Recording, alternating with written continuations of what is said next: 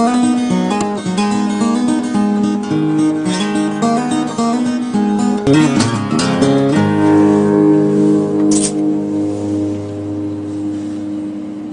is Wednesday, April the 5th, 2017, and welcome to another session of The Big Puzzle with Barry Prince. On the first hour, we have Dean Clifford. He's been incarcerated a few years for being free. And on the second hour, we have Ron Stephen. Stay tuned for that one, too. We're broadcasting on Haggy Shack Radio, These Changing Times Radio, and the Shaziz Radio networks. So fasten your seatbelts, boys and girls. Here's Barry Prince. Good evening, ladies and gentlemen. Welcome to The Big Puzzle. Broadcasting live from British Columbia, Canada, through the facilities of These Changing Times Radio. Welcome to the show tonight. I always start my show with a welcome to the RCMP and the CISS and Revenue Canada and any other agency that happens to be listening in on us tonight. Welcome to the show, guys. I tell you, I'm honored and privileged tonight, guys, to have what I consider to be a very, very, very patriotic Canadian, a tenacious individual, an educator, a gentleman who I have a great deal of respect for because of his vast knowledge of law systems and how he educates people on what we can do to actually fight against the system that's running all over us. I'm talking about Dean Clifford, and Dean, it's great to have you back on the show. I was saying off air there, it's been almost 4 years since the last time I talked to you, and that was actually the first year I was doing radio, and we were together on a show with Rick Simpson, and it's been 4 years, buddy, and I've been following your activities. I know you were in jail, and I've been following your stories, so welcome to the show, Dean, and thanks for coming in tonight, bud. Well, thanks. It seems very quick, but I'm at a bit of a time warp here. I mean, times move forward for everybody else, but for me, it's the last 3.5 years. It's like I've just been here, yesterday. Yeah, well, time flies when you're having fun, eh? Yeah, I've had a lot of that last 3.5 years. No, I know you've had quite a last 3.5 years where you've been incarcerated. I think it's 31 months of the last 3 years, Dean? Am I correct? 31 months of the last 3 years, actually, but 31 months of actually in jail and 9 months of bail conditions that basically had me confined to my house because I couldn't leave for fear of being arrested for violating them in some way. So you might as well just call it a full 39 months of jail. Well, things have gotten, I don't know if you were able to completely follow everything going on in the world while you're inside there, Dean. Did you have access to the internet and get on and be able to read what's going on in the world while you're in there, or do they shut you off for doing that? My goodness, no, you have nothing. The place I was at wasn't so bad, I mean, physically speaking, but in terms of having access to anything, you couldn't possibly get worse conditions. Yeah, there's no internet. The phone was okay for the first 6 months or 5 months, I think, this last time when I was back in at the minimum security place they had me in, but they ended up locking down the phones so that phone calls started costing you $3 or $4 every 15 minutes. And I really, at that point, my contact with the outside world diminished. So if I got any internet updates of any kind of news that was going on, it was just from a couple of the people I was speaking to on a daily basis. But once those phone rates kicked in and they started raping us for the ability to use the phones, I just really stopped talking to everybody, but except for once every couple of days. So no, you're pretty much kept in the dark there completely. You're expected to just sit there, watch Jerry Springer, listen to rap music on the satellite TV, and do nothing. It's absolutely horrible what they're doing to people in there. So you've been out for about a month now, Dean? Is that correct? Yeah, actually it'll be a month in a few more days. It's just about a month. I think March 8th was when I got out here this last time. But everything is absolutely done this time. There's a lot of rumors going around the internet right now, that I'm out on probation of some kind or parole or whatever. And no, it's release. I'm out. I'm done. Everything's 100% done, and they don't even have any of their own fake excuses to come after anymore right now. And I don't think that they're going to bother. So I'm free and clear. It's finished. So have you been able to catch up with the madness in the world that you missed in the last 4 years? This has been a bit of a blessing in that regard because I stopped caring what was going on when I was in there. And now that I'm out, I care even less. I'm not catching up on what's going on because it's nonsense. It's all, there's only so much fake news you can listen to. There's Even in the politics now with the politicians, I mean, they've just got their own media centers. One media center is saying this, and on the other side of the political spectrum, the other media center is saying this. They're all lying, and they're not even addressing, and then there's our side of the equation, which is completely off the political spectrum altogether, and you don't even know what to believe what's coming out of there anymore, even though that's probably more reliable than the mainstream media that are fighting each other. But it's actually such ludicrous, like, bizarro stuff going on that there's just no point even paying attention to anymore.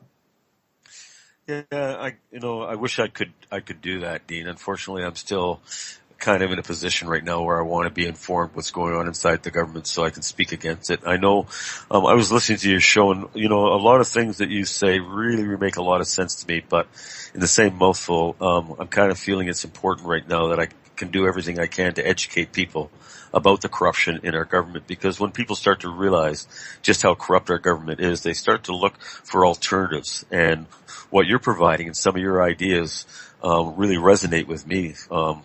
The whole idea of getting away from the system by creating our own societies. That sounds like a small thing to people, but it's monumental, because what we're doing, everybody that gets involved in this kind of idea and gets involved, actually getting involved with these movements, is a big step and a big piece out of the giant wheel that's running us over. Well, it's starting to become appealing to a lot more people, which is why I think I became such a threat when I really started getting popular. And lots of people were starting to take notice of what we were doing and what we were saying, and we didn't look crazy anymore. And that's when you start becoming a threat, because now we're not studying their laws anymore. We're not starting new political parties within their political structure we're gonna form our own new political party, and 40 years from now and $11 billion later, we'll change some legislation when we get into Parliament. We're just not doing any of that anymore. We're actually just taking the third option now, which is just saying, you know what, things are so bad now, we're just leaving. We're just bye, have a nice day. We don't care anymore. We're going to start our own private society. You people can do what you want, but we think we can do much better just completely on our own. And things actually are so bad in the world right now, and especially in Canada, that's actually a real option for a lot of people now. That's how bad things are. I mean, there's only so much corruption you need to expose. If people haven't figured this out by now, they're never going to. I mean, everybody knows it. As soon as you get in behind closed doors with just about anybody, and they think no one's listening, they'll lean forward and they'll start whispering to you, and they'll tell you all about how much they hate what's going on, and if they could just leave, they would. And that's the sentiment that the majority of people around the world are feeling now. Now they're in that phase where they don't know what to do, because it seems like such a daunting task to actually leave or to go do something else, to create your own private society and risk your paycheck and maybe risk going to jail and, being humiliated in front of friends and family. If you want to consider standing up for yourself and going to jail for your beliefs being humiliating, which I don't, but that's probably the biggest problem we face right now. Getting the sheeple to actually identify the enemy and getting them to be active in ways that we can establish our own community. That's just it. And all they got to do is realize that there's billions of us. Island. Yeah. There's billions of us, and there's a few thousand of them. I mean, we've got the numbers on our side if these people just realize what their true strength is, and that's just standing up for themselves and not taking it anymore. Right. If everybody, like you said, Dean, in one of your talks, is everybody stepped away from the government and said, we've had enough, we're going to do our own thing, the government will fall apart. I mean, they depend on our tax dollars to keep operating, and if that was taken away from them, oh boy, would things change quickly. And for the better. What's your definition of freedom, Dean? Freedom, I think I've defined this about as narrowly as I possibly can now, which of course is the most broad in scope as well when you say it. But at this point, it's the freedom of choice. Our ultimate freedom is the freedom of choice. It's the freedom to choose everything in your daily life, and in keeping with the concept that your rights end where another's begins. So I'm supposed to have the freedom of choice for all sorts of things. I'm supposed to have the freedom of choice what I eat. I'm supposed to have the freedom of choice where I work. I'm supposed to have the freedom of choice of a religion and what I prefer to do with my days. And people think nowadays, they believe that that's what freedom is. And that's not what freedom is, because you actually don't have the freedom of choice. You don't have the freedom to choose to stop contributing to their social and economic and cultural development. I can't suddenly just choose to stop paying property taxes or choose to stop paying income taxes because I don't want to support these people and their global crimes anymore. You don't have that freedom of choice. You're thrown in jail for stopping that. So you don't have that freedom anymore. It's not like I'm freely choosing to go and hurt somebody, or freely choosing to go and punch somebody in the face, or rape somebody, or rob somebody, or break into their home. I'm not doing anything where I trespass on somebody else's rights. I'm supposed to have the freedom of choice when it comes to everything within the jurisdiction of my life, where I'm not trespassing against somebody else. So, and that now comes down to whether or not you have the right to not be a citizen of a public democracy, a public citizen of a country. We're supposed to have the right to choose whether or not we want to join a society. And that choice has been taken away from us, seemingly. And I've got a very big problem with that, because all your other freedoms and liberties derive from that singular choice, because your rights are limited to the rights that you're afforded within whatever society you join. So, that's why they say, you have, when you're born on this land, in Canada or the United States, you have the right to become a citizen. You have the right to be a citizen. But no one ever talks about the other side of that, which is, well, yeah, but do I have any duty or obligation? Because if I have the right to be something, that means I also have the right to not be something. So how about I choose no? How about I choose, no, I don't want to be one of your public citizens. I don't want to be a part of your democratic society because I think it's garbage. And I don't want to contribute to your social, economic, and cultural development of your society because I'm just a private individual and I think I can just go my own way and be better off. So when those choices are removed from you, what you are is you're a political prisoner, because you're now a prisoner within a political paradigm. You have no choice to leave and just go do your own thing. And that's actually a violation of one of your most fundamental rights, which is the right of self-determination. So it seems as though they've taken those things away from us. And there's a lot of things going on now where we've actually discovered ways out of that, which we're kind of in the process of doing right now. So that even within the confines of their system, they have to recognize our rights, and they have to restore our natural rights, and they have to release us from their political jurisdiction and give us all our property back. Otherwise, they would be violating our rights. But right now, they've got everybody so brainwashed through the schools and the media and everything else into believing that, all the flag waving retards out there, that, they have you believing in these democracies and how great democracy is, and their societies are so fantastic. And man, people around the world, they just hate us for our freedoms. You should be so lucky that you get to be a part of it and that you have the right to be a citizen. And never are we addressing the concept of, well, wait a minute, do I want to be a citizen? Do I have a duty or obligation to? Because if I have a right to, it doesn't say you are a citizen or you have to be a citizen. It says I have the right to be one, meaning I also have the right to not be one. And where's the box where I put my X in that box? I want to know where that is. Yeah. If they don't tell us where it is, then we're a political prisoner. And I just spent 31 months in jail and a chunk of that in solitary confinement as a political prisoner for harming nobody, because I simply chose to check off the box that said, no, I do not want to be one of your public citizens. Well, Dean, listen, hang on. They're saving the planet right now. Listen, they just brought this carbon. They just brought this great carbon tax in, and it's going to change everything. That's what Trudeau told us. They couldn't be lying to me, could they?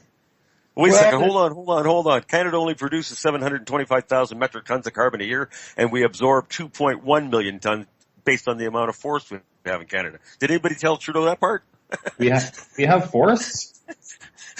Well, not much left. They're cutting them down as fast as I was just going to say, have they left some of those standing? Yeah. And again, see, it's not like a political party is going to change this. You can't say, you know what, I'm going to vote for the Liberals again, or I'm going to vote for the PCs, because they're actually going to do something to change things. I think it's pretty well established at this point that these political parties are nothing more than little puppet regimes within the same political paradigm, You can't change anything. It was never intended for you to be able to change anything. All that was intended was that you actually felt and were made to believe like you could affect change in some real way by voting for one of these clowns. And they were able to sucker in the youth vote this time. I make fun of this now because they got, their little poster boy up there, Justin Trudeau promising all the hippies he's going to legalize marijuana. So they all flocked out 5%. En masse to go and vote for Justin Trudeau so they could start smoking joints legally, as a member of their democratic society. And of course, where is that now? Oh, maybe by 2018 or 2019. Why does it take 3 years? They're saying 2019, and of course now Trudeau is backpedaling a little bit due to the United Nations stance on us legalizing cannabis. So of course, Justin Trudeau's listed to the United Nations, and what a crock of crap. There's such a bloated bureaucracy. There's such a bloated bureaucracy. They're incapable of actually doing anything in a reasonable time frame. That alone should be reason for people to say, you know what? You guys are idiots. Bye. Like, I'm out of here. See you later. But it's impressive the beating that people will take. These slaves, these are the perfect slaves. If I was going to become a despotic ruler, I can't think of better slaves than Canadians. They just take it and take it and take it, and they love it, and they don't even care about lube anymore. They just say, yeah, you know what? I even love it dry. I'm a Canadian, and I will take it. Well, I'm not one of them guys, unfortunately, Dean, and I'm going to do everything I can to educate people. And I know you're doing the same. And you're not involved in this for money. You're not involved in this for fame. You're involved in it because you have a deep concern about what you see going on, and we're looking for alternatives. And what you're talking about, to me, is a very, very viable alternative that people can actually grasp and run with. Unfortunately, in our society today, Dean, a lot of people are compartmentalized in cities.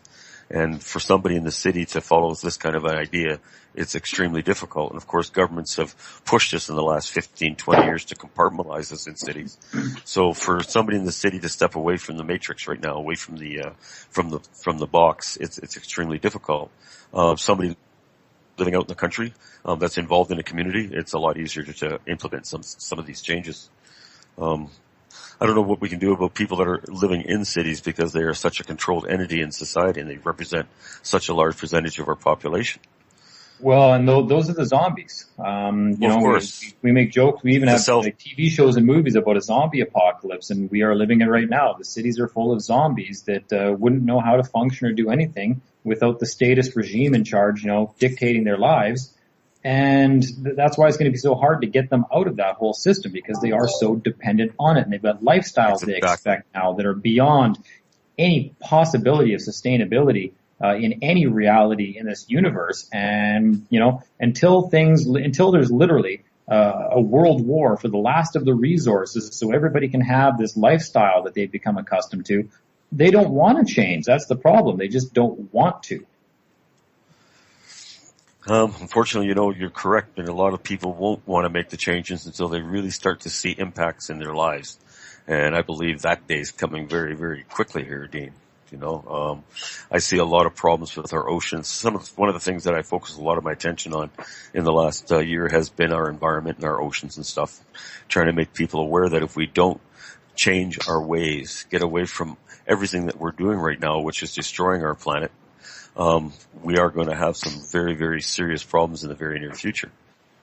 So part of what you're talking about really plays into what we can do as a society to get away from the people that are destroying this planet.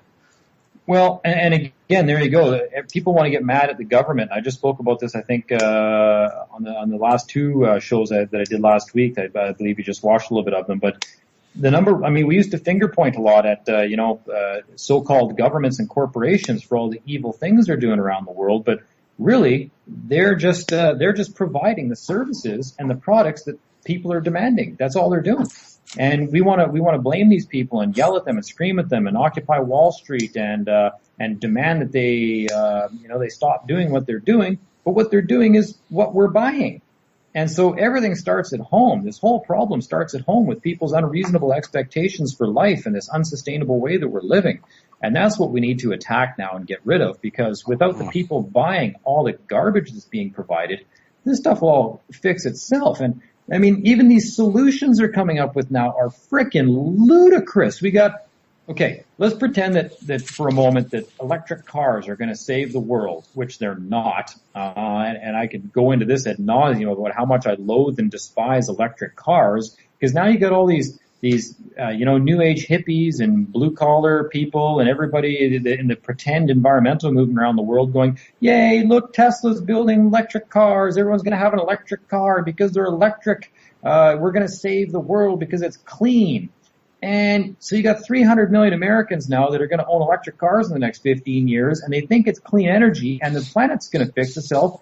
And they haven't considered the fact that almost all of the electricity that they get to power these things come from nuclear power plants. How is that clean? How is that going to fix the problem? It's not. It's just postponing the inevitable.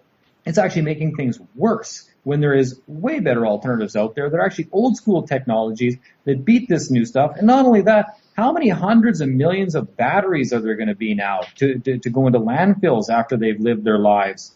And what's going to be done with these batteries? Where are they going to be recycled? What's going to be done with the highly, highly toxic components of these batteries after they've outlived their usefulness? And we just, throw them in landfills? And that's the clean technology, is filling landfills with hundreds of millions of obsolete batteries and generating electricity from nuclear power plants so that people can drive around their wonderfully efficient electric vehicles that are going to save the planet. The garbage that people believe is out of this world, and all these concepts we have to start changing with people. And so again, it's not the electric cars aren't the problem. The nuclear power isn't the problem. It's the people that want these things that is the problem. That is the number one problem. If every American and every Canadian living, down in southern Ontario there didn't have 6 air conditioners running in their house at all times and have every light in the house on at all times, lighting up entire cities all night, 24 hours a day, skyscrapers, lights on the highways and roads, you name it, the power consumption of our society is so unrealistic and so unsustainable that it's laughable. And until that is fixed, which means that people have to correct their lifestyles and correct their expectations out of life and maybe have a better life living a different way, until that's addressed, things are just going to get nothing but worse and fast. Well, nuclear power to me is insanity, Dean. It's something we talk about a lot on a lot of my shows. And anytime, of course, you unleash the sun on the earth, you're going to get burned. And what we're seeing right now with nuclear power, to me, is just absolute insanity. I believe that there's other ways to generate power on this planet that will never affect the planet, i.e. I'm talking about static electricity, fusion generators, magnetic generators. Free energy is coming, and the sooner the human race grasps it, at this point, Dean, honestly, I study the ocean a lot. I'm living close to the ocean here, and there's reports coming out now. There was one native band in the Fraser Valley now that won't eat the fish out of the Fraser rivers because of the elevated isotopes, and these isotopes are, of course, being tied directly to Fukushima. To me, it's absolute insanity when I think about the possibility of actually killing our ocean. And yet, to me, that's becoming a very real reality. So how are we going to address that issue? That is, I think, going to be the monumental question. I mean, sure, governments are going to come and go, Dean, and this corruption, it might come, it might go. We can sustain ourselves. We can set up communities, but really when it comes down to it, my main focus seems to be on what we can do to offset what we see going on in our ocean. And that, to me, is making people vibrantly aware of what exactly is happening to the most precious thing in the world, and that's the ocean. I mean, all life dies if the ocean dies, Dean. I just read one report here, buddy, that just absolutely shocked me. There was 12 different individuals that went up and down the coast of California, and they examined all the low tide pools in about 27 different locations, and they couldn't find any life in any of these low tide pools, Dean. And to me, that is just absolutely shocking. What do you think about how can we, as a society, make people aware of the? I mean, all we can really do at this point, power, and get them to really get on board on eliminating this. Well, again, I think we've been doing our job over the last few years, waking people up, and I think people are waking up faster now. But unfortunately, once a man is in his comfort zone, it's really tough to get a lot of people to actually do anything until it becomes necessary, until they literally see their lives being directly threatened in some way, or their way of life being directly threatened. they won't really budge. They'll just think it's, Exactly. these are just sensationalist claims. These guys saying the oceans are dying, they're just as bad as the government saying they're fine. It's probably somewhere in the middle, and Mother Nature will take care of it, and we just got to sit back and wait for my electric car to show up next week, and then I'm doing my part to save the world, and so everything's all good. And so that's a problem, because a lot of people think like that. And then we've got all the people in the developing nations now who are going straight to some of the newer technologies that are currently killing the planet. And so now we're adding billions of people to the equation, whereas before it was only 300 million Americans that had an absurd lifestyle. Now we have billions of people on this planet that have an absurd lifestyle. Absurd, ludicrous, so completely unsustainable that it's unfathomable how we've even made it work till today. I actually can't believe that people aren't dropping dead left, right, and center today, except I think they actually are, and that's being hidden in the news. I think that the populations of the world are actually declining right now, and they're not talking about that because I think people are dying off at a staggering rate, which is why there's dying cities all over the world, population reductions all over the place, and they can't explain it, which is probably why Canada and the United States are bringing in so many immigrants right now, is to fill the gap, to hide the declining population that they couldn't otherwise do, because, you'd have a collapse in the housing market with all of a sudden, vast territories of land where nobody lives in it, like Detroit. And so that's getting harder and harder to cover up. But I think really it's just going to be a matter of how long they can keep this illusion that we're doing okay in place. And it's the same way that how long can you convince people that what they perceive as their government is good and has their best interests at heart and is a real legitimate government? I mean, that illusion should have broken down 30 years ago. Yet here we are with universities full of the next batch of retarded kids believing in government and believing that's the only way, and thinking that Justin Trudeau is going to fix things, and or now Trump's going to fix things, or someone's going to fix things. But all I know is it's not me that's going to have to do it. I can just go about my daily routine, and one of these guys is going to fix it. They always do, right? They got lots of people working for them that figure this stuff out. So.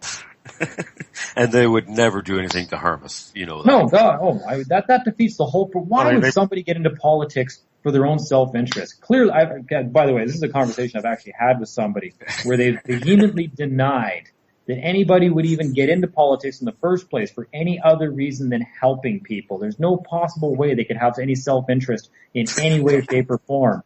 And the look on my face must have been enough, because I don't think I even answered. I think I just walked away from that conversation, because what do you tell such a retarded individual? What do you actually say to somebody that is that dumb, that is that deluded, that they actually believe that and even tried to make that argument? You just can't even speak to somebody like that. It's scary that there's actually people like that walking around the world, Dean, but you're right. There's a lot of them that are inside the matrix, and they absolutely refuse to think that anything's really wrong and that any problems coming up, the government will look after. The government's always got our best interest. Anything that's wrong in our environment, they'd let us know about. Yet there is an incredible quash on anything that comes out on nuclear. It is never, ever discussed in media. The fact that what's going on in the ocean right now should be headlines across the country, and people should be talking about it, yet there's an incredible quash. Well, why is that? A lot of questions that I can't answer, but as far as government goes, Dean, I have lost all faith in government. I mean, government is not there in your best interest, and they only are after their best interest. They do their 8 years in service, they get pensioned off for the rest of their life, and everything's fine. And that's got to change. But to change that, we have to change the whole system. System of government the way it is right now will never function properly. So either change the whole system or we walk away from it. And I like walking away from it. That's a better idea. That's the only thing we can do. You can't fix this. I usually try to correct people now, instead of talking about the government or the government, like there's only one. I like to correct people now and say, well, no, okay, first of all, we're talking about their government. It's not my government. I didn't create it. I don't want to be a party to it whatsoever. I don't even want to be a part of their society. But we're always going to have to deal with a form of government at some level. But I would much rather deal with one that I've created in conjunction with a group of like-minded individuals, where we actually have created it in the best interests of our members, and boycott these other institutions and governments and anybody that does business with them. And that's how we're probably, the only way that I see we're going to affect change is by doing that and having much better lifestyles, improved health, and improved lifespans from the people that stay a part of their zombie land, And when people see that we actually have improved quality of life and we're actually doing real things in the world that are helping, and they look at what these other idiots are doing, that their so-called governments, what they believe to be their government, I think that's when people make the choice to say, hey, you know what? There's something better over there. It's not just somebody, pushing the panic button on the oceans. It's not just somebody screaming this or trying to tell me you should be concerned about your rights. There is actually something tangible where people have done something that is productive and good, and I like what they're doing, and I think I want to join what they're doing. That's going to be the only way there's going to be some change happening on this planet, and that's why we're concentrating on that now. People, the fear-mongering days are done. We don't need to scare people anymore. I mean, Alex Jones has done a wonderful job of that.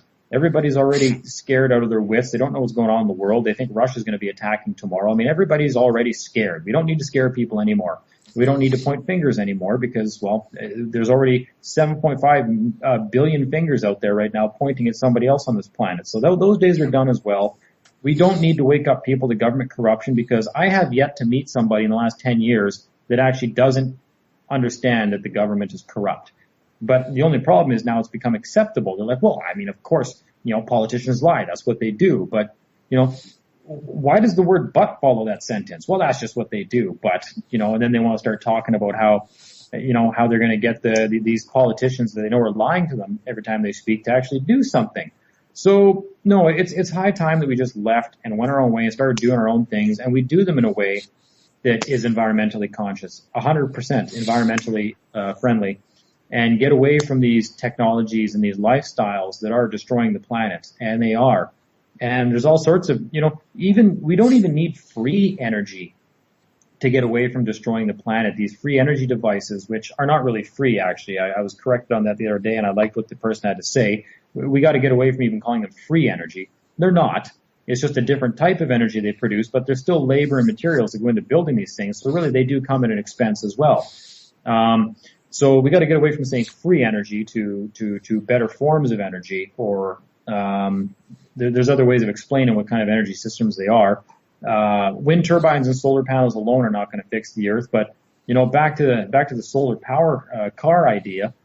Really, when you look at the problem on a whole, and this is the solution that I've come to, and one of the things that I'm going to be addressing and pursuing right away, is that really an electric car is absolutely no different from a regular car. It has a power source. It has an engine and a power source, something that makes it go, some form of power that makes it go.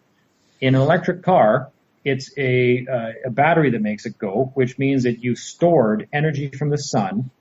Well, hopefully from the sun, but we don't. We're using nuclear power plants because I guess the sun isn't good enough. So we're using nuclear power plants to generate electricity to store in a battery that then powers an electric vehicle. Well, we already have that technology in another form, and it's already 100% clean and sustainable, and it's called biodiesel, right? Mm-hmm. All a biodiesel is, like you take a regular diesel vehicle and you convert it to biodiesel, because it's a much cleaner burning, well, not much cleaner, it's a 100% cleaner burning fuel. And what you're powering that vehicle with is a different form of stored energy in the way that you're growing grain all summer. Right. That's just another battery. It's the same as a battery. It's a storage device, except you're storing the sun all summer into a little grain that you then get the oils out of, and you turn the oils into biodiesel, and everything is 100% biodegradable, and they run 100% clean and efficiently. Yeah, why aren't we doing this everywhere? Well, why aren't we running our vehicles on the hydrogen cell? There you go. Which that is a reality. Come on. I mean, there's incredible developments in the hydrogen cell where, I'm sitting with free. Well, I won't call it, if you don't want to call it free, I call it free because, once this device is created, what that thing is producing is energy that's not going to cost us money in the future. So I call it free energy, call it renewable energy, call it whatever you want. But there's technologies coming forward now that absolutely boggle my mind. Being able to separate the hydrogen cell and the oxygen cell in a water molecule with frequencies. These technologies are advancing. And when I say to people that the whole world could run their vehicles on water, they look at me sideways. But you know what? That is an absolutely true and correct statement. So, I mean, I do focus on environment because it's something that concerns me. I look at what's coming for my children, Dean. I really do. I look 15 years down the road and I see what's going on this planet right now. And, I focus a lot on what you're talking about, but I do focus a lot on bringing people's attention to the fact that if we don't change the things that we're talking about right now and implement some of these changes, well, we're literally looking at the possibility of killing the planet. And to me, that is shocking. I never thought I'd be able to say that to myself in my lifetime, but I can honestly say that I feel that now, and we don't have a great window of opportunity. So the things that we talk about here, your changes and your ideas and other people's ideas, we've got to get people away from the way that we generate power right now. And you're right, we're a greed-driven society. We're indoctrinated from the time we're born that we need this, we need that, we need a new car, we got to have a new TV, you got to have the new razor, you got to try this new deodorant. Well, you walk away from it all, and holy smokes, what a change that would be, Dean. We're feeding the system that's destroying us.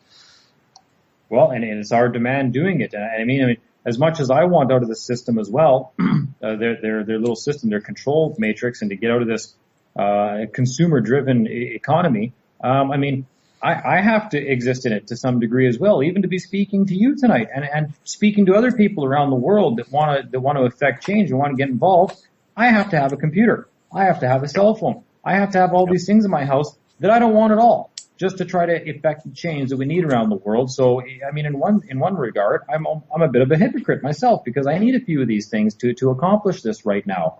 But yeah, we do really need to get away from all that kind of stuff. I mean, believe me, I want a life where I wake up in the morning and I sit outside and I just stare at my garden for an hour, and then I can go to work for a little while, and then I can come home and just live the good life and be healthy and eat proper food that we're growing at home. But it doesn't mean you have to live completely without technology. There's so many clean technologies out there.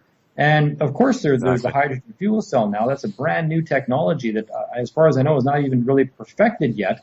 It would be a long time before you get, 6 billion people to be able to live off hydrogen technology.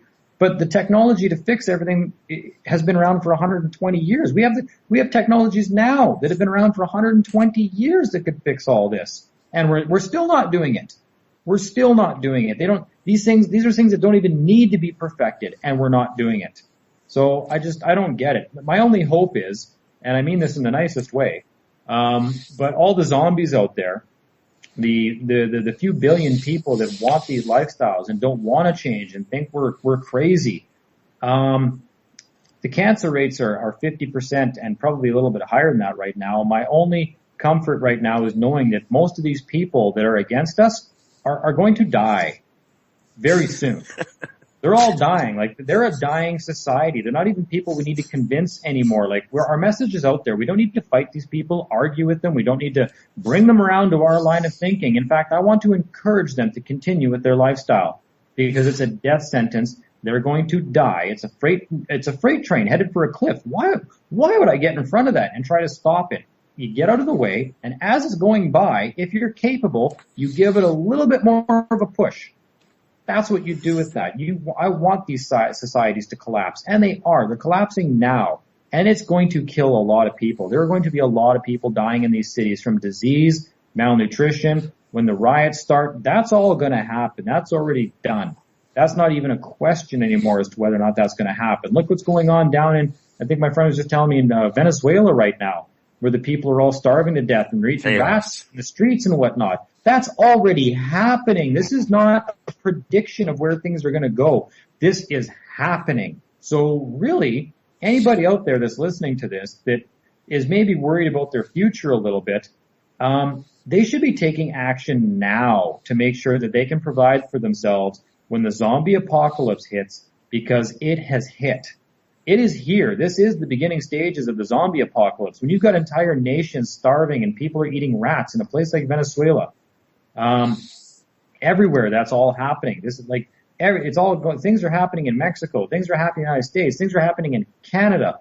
The police are all becoming militarized. They're expecting a war. You should see the military equipment they have even in Winnipeg now. The Winnipeg City Police have like an armored SUV now with gun ports. And, it looks like something right out of the United States military. I couldn't believe it. And they're trying to justify having this thing to the people, and they're actually using it for domestic disputes in Winnipeg now. You got to, this is actually a fact. The Winnipeg City Police helicopter where I live, thank God I'm not in the city, but and this armored SUV now show up at domestic disputes.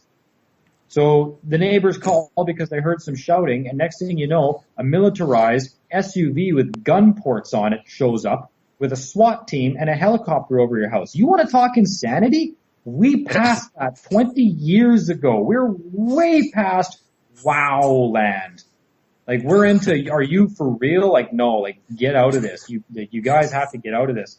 Sell your house in the city, leave. Just go and go back to the land. Buy a rural piece of property and just subsist living. Not even subsist living, just lower your expectations of life. Maybe you don't need all the electronics you have in your house. Maybe you don't need 17 cars. Okay? Maybe you don't need all the things you have in your house, all these loans and mortgages and debt, because you're afraid of pissing your kids off. We don't want to do that because our kids might get mad at us. All these bad parents out there that want to be their kids' best friends instead of their parent and say, look, shut up. We're moving to the city, or out to the country. We're going to live on a farm, or we're going to live on a small chunk of land. We don't give a shit about your friends. We don't care about what your friends think about you. If you got a problem with that, okay, you know what? Go live in a foster home. We don't care. Bye. Man up already to your kids. Tell them, be a parent. Be a parent. If we don't get our kids, the brand new iPhone, their friends will all make fun of them. Well, you know what? Go die, because that's the society you belong to. You're all dying. So you just chose death. Go. Bye. Get out of here. Go die somewhere. That's all I can do. That's as nice as I can be on the topic at this point. Yeah, well, you know what, Dean, we see chaos everywhere in the world right now. Like you said, everywhere you look on this planet right now, we see world in turmoil. And, I'm, of course, a believer that this is all by design and that we see an agenda unfolding on our planet. And the best thing for you to do right now is to step away from it, become responsible for yourself, and become as self-sufficient as you possibly can. And, you're correct. I'm still a little bit in the system, but when I was talking to you 4 years ago, Dean, I was, working full-time for a carpet store, generating my $150,000 a year, had 2 guys working for me. I walked away from all that now, and I harvest mushrooms for a living. And the reason I did that is because I don't want to support my government in any shape or form. Taxes is theft, and it's the only thing left that I can do now that I'm an actual free person, that I am generating money that I can put in my pocket without them grabbing it. So I walked away from a big paying job to something that doesn't make me anywhere near as much money. But I'll tell you, brother, walking the earth and being in the forest for 6 months of my life every year is worth more than any money that I could ever generate. So I've had a complete change in lifestyle. I've walked away from as much as of the government as I can. I don't support corporations. I shop locally. I support local people. I try and keep my money in my community. They're little things, but if everybody did the same thing, Dean, you'd see a monumental change in society. And then there you go. You can actually, in Canada, you can actually opt out now. A lot of employers won't do this, but you can actually opt out of having your theft taken off you at source, your income tax. You can opt out of having that taken off at source. You can hold on to that money till the end of the year, and you can do all kinds of things with that money to avoid paying taxes.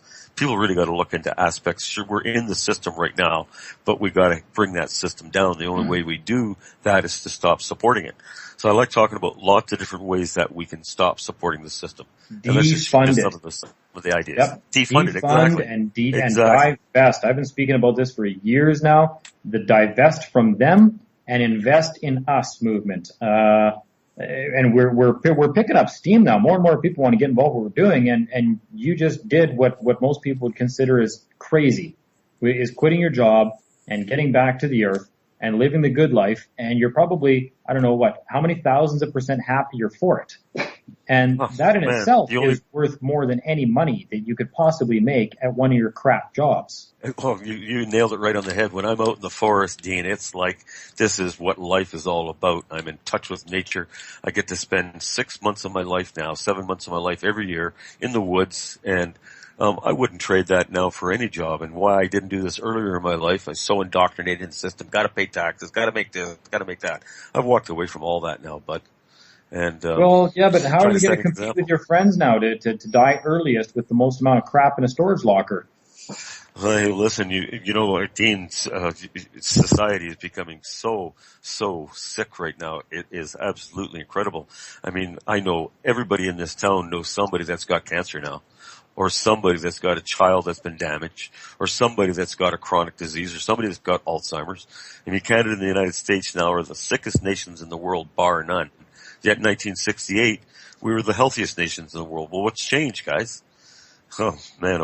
I'm trying to get away from everything that I can as far as supporting the government and, Well, see, that's the being interesting thing. You said it right there. being We all responsible. know somebody. We all know somebody that's sick and dying, and or has died recently. Even everybody is sick, and a lot of people are dying. And this is going to be one of those self-correcting problems pretty soon. So it's almost more of an issue of, do you want to be one of the people that goes down with the ship, that goes down with that society? Or do you want to make a conscious effort now to clean your life up, to give your family, your kids the better life? You know, what's the better life for your kids? Getting back to basics, getting back to the earth, getting back to nature, getting back to health, or ensuring that they have an unhealthy lifestyle that's really cool to all their friends, and that they're going to die of cancer by the time they're 20.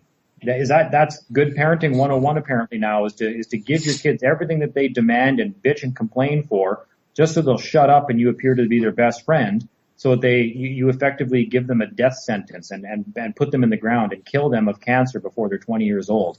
I mean, I pat somebody on the back for that, because that's fantastic. That's great parenting. I love the way our civilizations have gone. Really, and then you see people walking into McDonald's with their kids, and I just go, wow.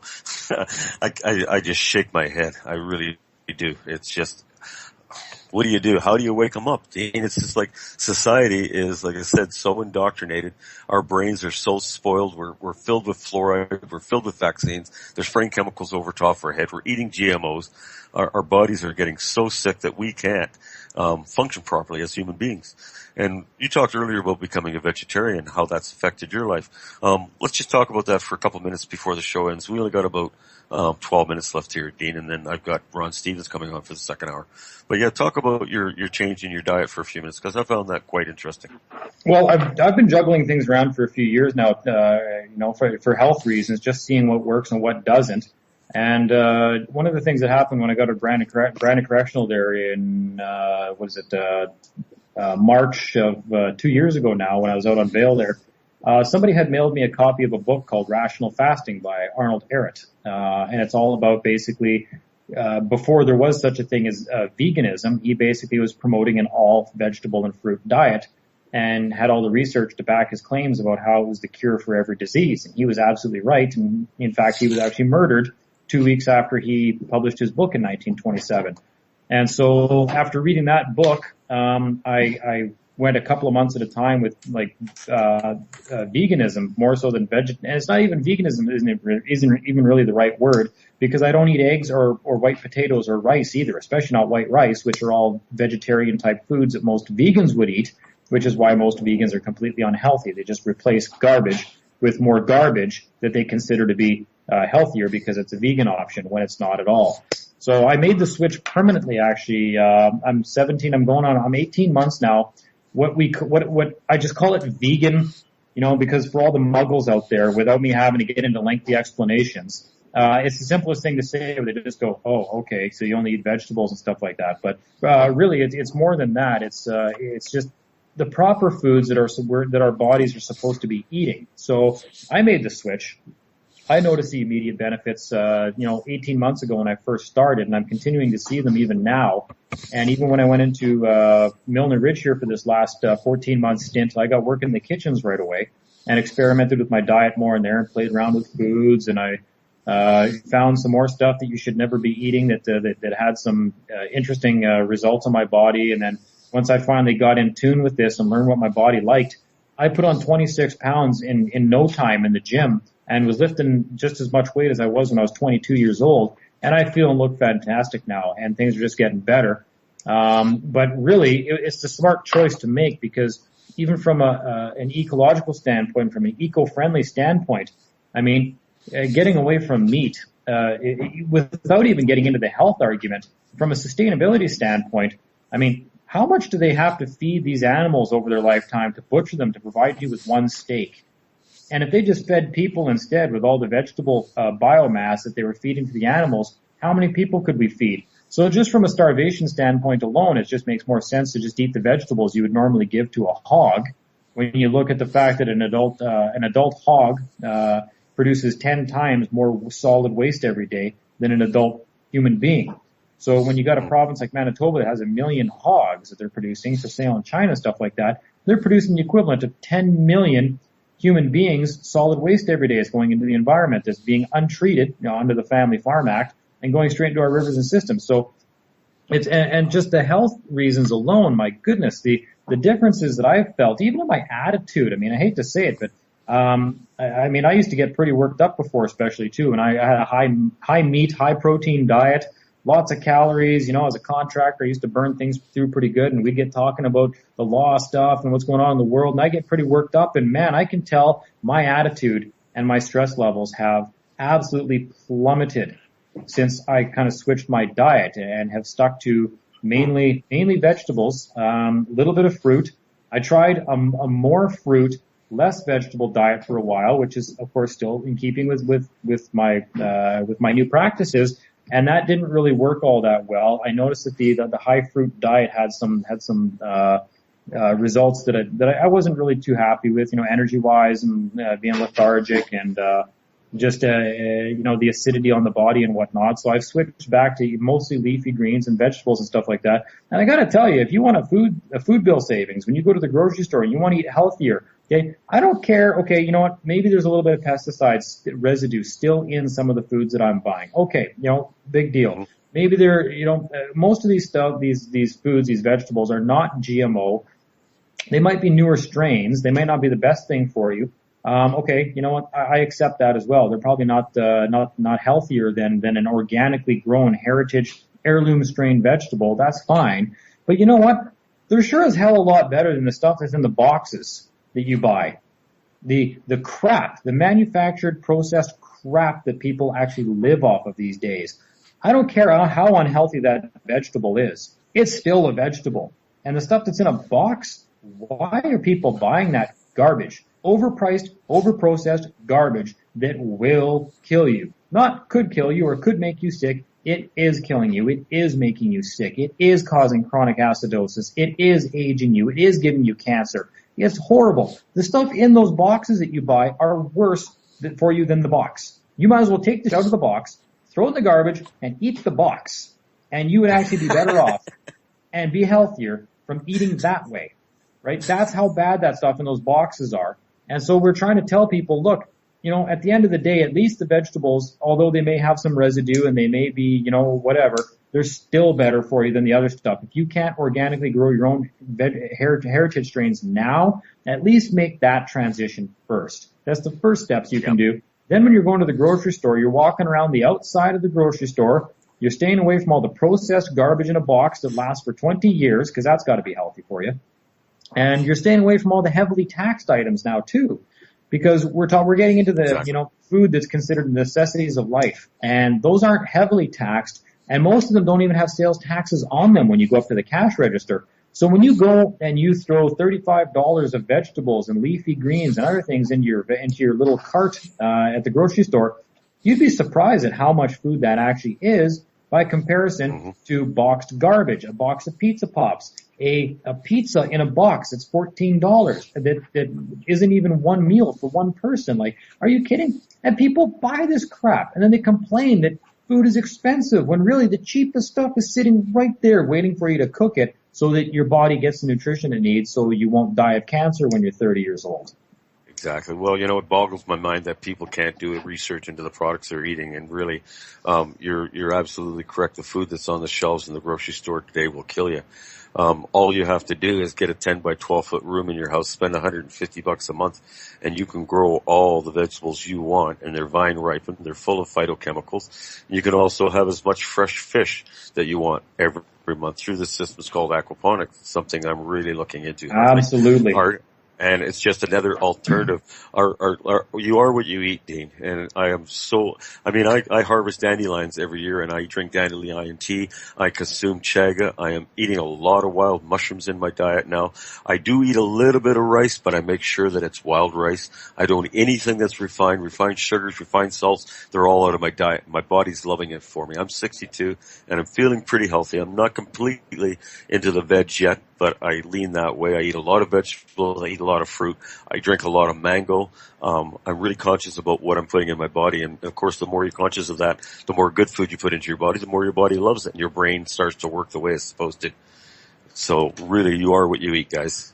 And there's no question about that. And that reminds me, because I forgot that you were doing a lot of that these days, but remind me to talk to you after we get off the show here about getting some chaga mailed out to me. I will send you some right away. We were climbing 30 feet up birch trees this winter. I'm 30 feet off the ground. I'm looking down. I'm going, what am I doing up here? Taking pieces of chaga off the tree. But I started a business here a couple of years ago, and I'm providing it to members in my community here, Dean, and I'll tell you about some of the things it's done for people in this community when we have another chat. Unfortunately, we run out of time for this hour, and I have Ron Stevens coming on but I want to get you back on again, Dean, in the very near future here and continue these conversations. I've enjoyed this hour immensely. Can you plug real quickly where people can find you and follow you before we shut it up for the hour? We have our website that's going to be getting launched again here after I got out of jail. We went offline for a while and we kind of disassociated ourselves with the website that we were a member of there on Got Freedom while I was in jail. And so we're going back to our original home address now with a whole new website again, right back at earthsc.com, which is not up yet, but it will be within the next week. And that's EARTHSC.com, which stands for Earth Stewardship Cooperative. That's the organization I launched a number of years back that's starting to gain a little bit of traction here. So we need a new home.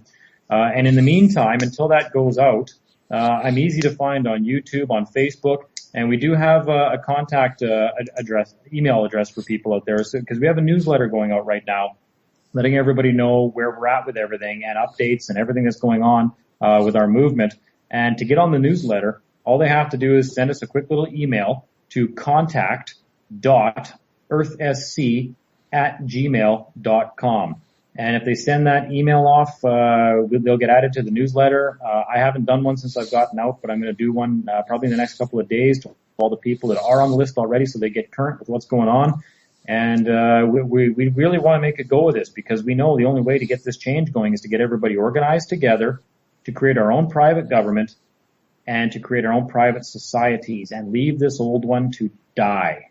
And don't put any more energy into it and look after yourself and your family and eat right and get together with other people that want to do the same things. Everybody else doesn't exist to you because they are a dying society. So you drop us a line at contact.earthsc@gmail.com. Get on the newsletter, and I'd be more than happy to come back on, Barry, and we can talk about this kind of stuff anytime you want to. I'll take you up on that in the very near future. Dean, thanks again for joining me. It's been a great conversation. Welcome back to the second hour of The Big Puzzle with Barry Prince. Wow, that Dean Clifford just blows your mind. The second hour here, we have Ron Stevens. We got Haggy Shack Radio Broadcasting. We got These Changing Times with a Z Broadcasting and Shaziz Radio Networks. So fasten your seatbelts, boys and girls. Here's Barry Prince. Welcome back to the second hour, guys, and great conversation with Dean in the first hour, and look forward to having him back on here real soon. Second hour, it's my pleasure to have Ron Stevens on the show. Ron is an online Canadian radio host, does a show called Rock the Boat on UCY. I believe that is where you do it, Ron. That's the place. I'll let you plug the times later on in the show, but Ron's going to join me tonight. We're going to talk a little bit about Trudeau, and we're going to talk a little bit about the United Nations tonight because it's something that I think a lot of people aren't really aware of what the United Nations is and what they represent. A lot of people, even today, hear the word United Nations and they think it's a good thing. But I invited Ron in tonight to have a conversation about that issue. And I'd like to start with that, Ron. A lot of people don't really understand what the United Nations are and what role they're playing in our world today. And I'd like you to talk about that for about 5 minutes, and welcome to the show. I'm glad to be here, Barry. Always a pleasure. Did a couple of shows with you in the past, And I wish I was in British Columbia. I'm not. Everybody wants to come here. Well, you guys got lots of snow this past winter. We were going to move out around Hope, and we looked at the weather there this winter, and it was worse than here. We had a bad winter actually in British Columbia. The Lower Mainland got a lot of snow this year, which is not normal for them. No, but it makes it interesting for them, right? Good for the insurance companies. In the Lower Mainland, oh yeah, I lived out there, and trust me, 6-7 snowflakes, and it's ditch time for everybody. Yeah. We used to sit there and watch them drive in the ditch and go, "Why are they doing that?" They don't do well. They don't do well with snow on the Lower Mainland at all. No, they don't. No, they don't. Go ahead, Ron. No, it's like a foot of snow, and the whole Lower Mainland would come to a grinding halt for about 3 days. Yeah, it's amazing.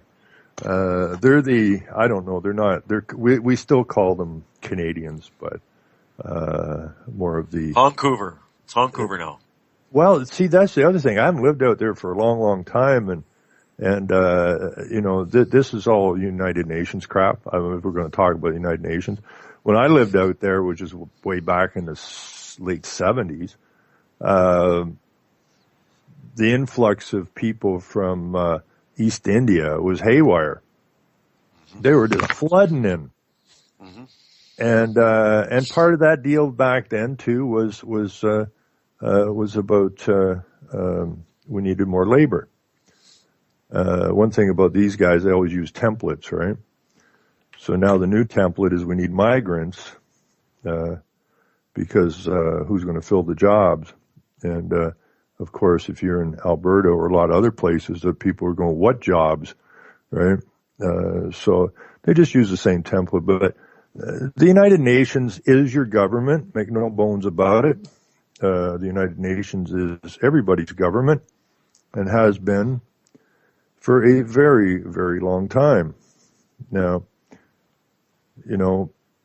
World War I, I'll just do it this way quick, run through it fast. World War I was regarded as the first Red Scare, communism, Marxism, whatever you want to call it.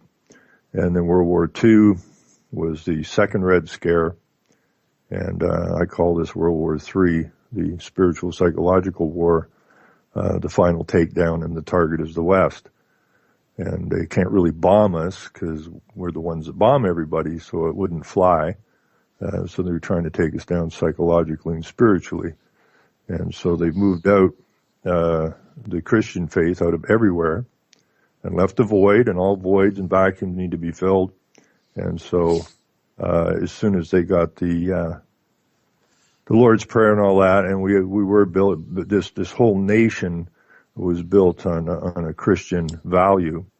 And, they had to get that out. They can't have their whole world government not the way they want it, as long as that still exists, so they had to get rid of it. So as soon as they took the Lord's Prayer out of the legislature and the councils and the schools and everywhere else, as soon as they managed that, then good old CBC fires up a show called Little Mosque on the Prairie, right? And all of a sudden, Muslims are the sweetest people on the planet. And I think I watched 2 half episodes because I couldn't stomach the whole thing. But as per normal, they always make the white guy look stupid, unintelligent. And all of a sudden, these new breed of people are who we should emulate. And that is to fill the void. And that moves us from Christianity to Islam. And that's exactly what's going on in this country. And that all came out of the United Nations. Everything rotten that ever happened in your country comes out of the United Nations. I heard Dean talking about politicians a little bit there, or somebody was. And the fact is, your politicians, people wonder, aren't they supposed to represent us? No, they're not. They have never represented you. They take an oath, not to you. Okay, they take an oath to the Queen Crown Corporation. And through the Queen, who is the head of state, we jumped on the League of Nations. And that failed. And then after Second World War, that's what the 2 wars were about. The 2 wars were about the state of Israel and building a world government. And Israel wouldn't accept the place offered to them in North Africa, and the Americans wouldn't sign on to the League of Nations. So along come World War II, and so they created Israel and the United Nations, and it's been downhill ever since. So we've signed on to the United Nations, and that is your government, and it's all about international government, and so you don't know it because they don't tell you in the media, but we've signed on to so many agreements and treaties and stuff over the last 50 years, well, since the League of Nations, since right after the First World War, because Canada couldn't wait to get on the League of Nations. I mean, we're the most communist country. People, if they knew how turncoat our politicians are, they would freak out. Mm-hmm. So these international agreements we're tied to, we're obligated to. And one of the agreements we're obligated to is to allow the migrants in. Another agreement we're obligated to is that even if they come through the side door or the back door or crawl through the window, we have to accept them. The reason you have sanctuary cities is because it's illegal to come into the country unless you come through the front door. But via the United Nations, and this is an obligation on the part of this nation or this country, and we're obligated to allow them in the side door. Where are we going to hide them? Oh, I don't know. A sanctuary city. Where'd the sanctuary city come from? The United Nations. The United Nations is your government. Your politicians are the puppets of the United Nations. So this idea that your politicians are supposed to represent you, people have got to get over that idea. They have never, ever, ever represented you. Not since the founding of this country have they ever represented you. They take an oath to an outside entity, which is a corporation, of which the country is. They serve the corporation. You were made an account of the corporation. Okay, when you were born and you got your birth certificate, there's a number on it. That's an account, which makes you accountable, liable, and chargeable. They, on the other hand, who took the oath, are not accountable, liable, or chargeable. You ever tried to get a politician into court for blowing off a gazillion dollars? You ain't going to do it because they're not chargeable. Why are they not chargeable? Because the Queen's not chargeable. So all we are is corporate accounts of which they feed off of. You're busting every time they want more cash out of your pocket, they give you some stupid idea that they created new legislation for your safety. Or to protect the environment. Anyways, yeah, you're absolutely correct, Ron, and most people can't see this. They can't see the trees for the forest. I understand how the United Nations work and what they're doing in our society, and how they control every aspect of our life, even though it doesn't appear that on the surface.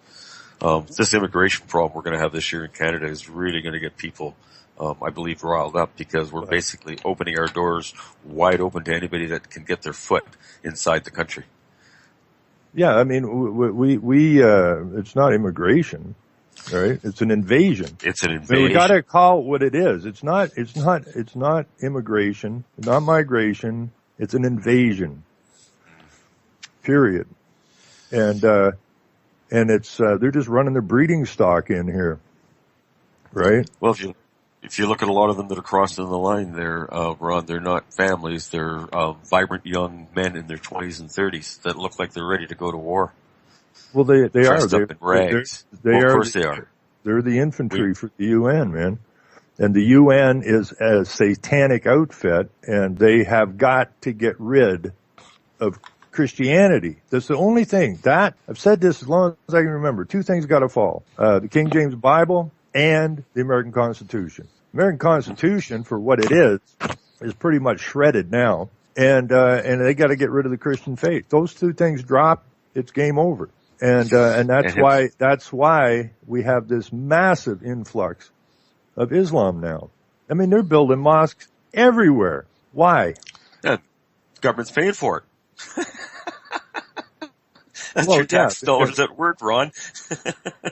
well, yeah. I mean, what Trudeau went down Trying to, Trudeau went to the islands in at Christmas time there to see the Aga Khan, right? on his private helicopter. Who and the Aga Khan was a buddy of Daddy Trudeau, of Pierre Trudeau. And I think the Aga Khan collects something like $8.6 billion a year he collects from different governments, including this one, in order to facilitate the building of these mosques and the influx of these people. And you're on the hook for it. I mean, I don't know how stupid people can possibly be, and I don't like to use the word stupid, but I mean, these people are coming in, and who's on the hook for their housing, their clothing, everything else? You are.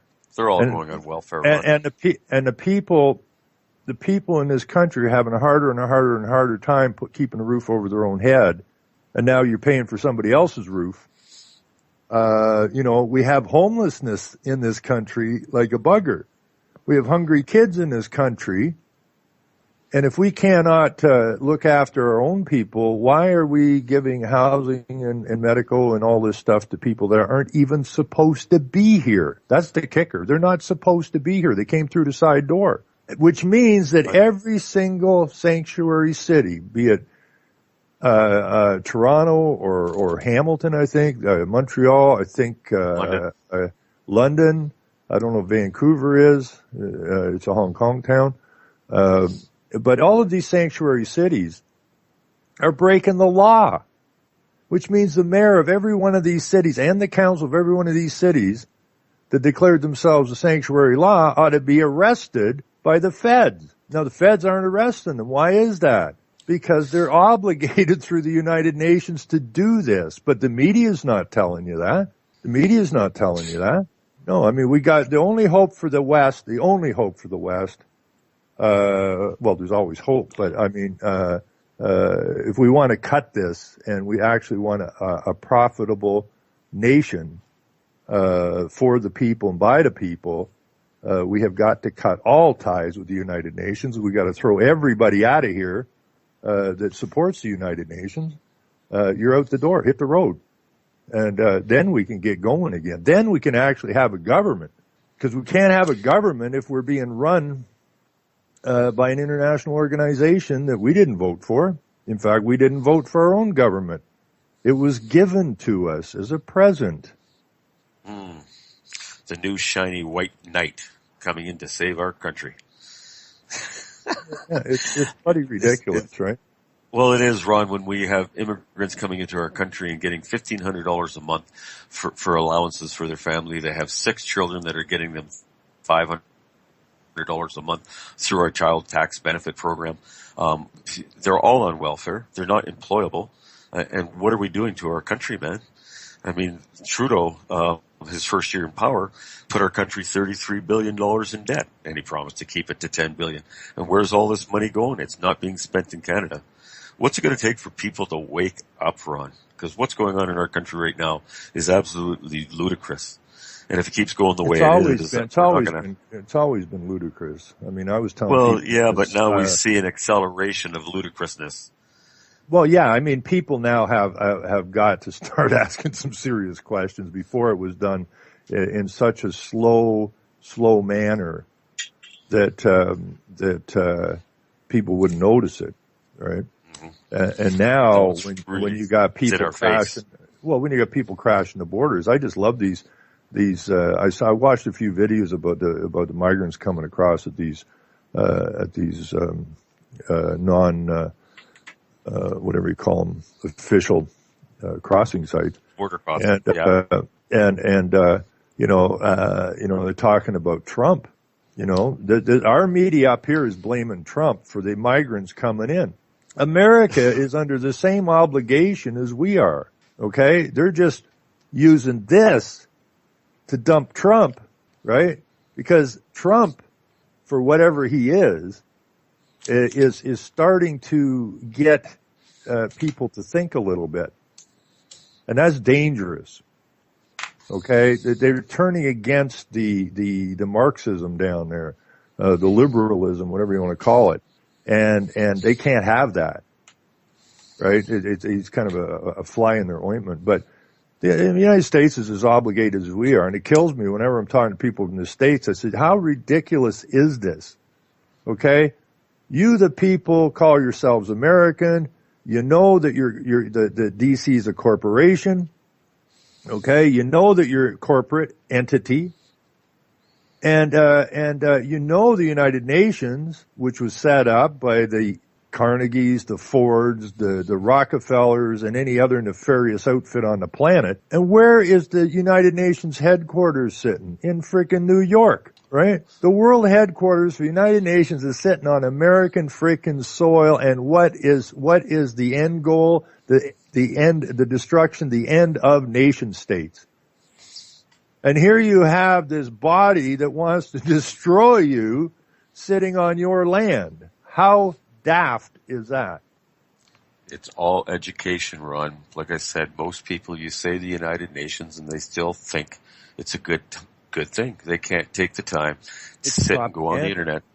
It's propaganda, but really, if a person sat 3 or 4 hours on the computer and studied the League of Nations and the United Nations and who formulated it and who are the people behind it and how it came to be, you'd realize that they are exactly what you say they are. But unfortunately, a good percentage of our society still thinks they're a good thing. Well, that's it's all about educating the people, Ron. It is, and you know, I've been through this for a long time, and it really irritates the hell out of me. Because, you know, people tell me, oh, the internet's the answer. No, the internet's a tool for those who know how to use it.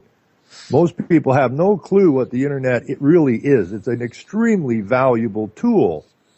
But I could give you tools and tell you to go to build a house, and you don't know how to use the tools, you ain't going to build a house.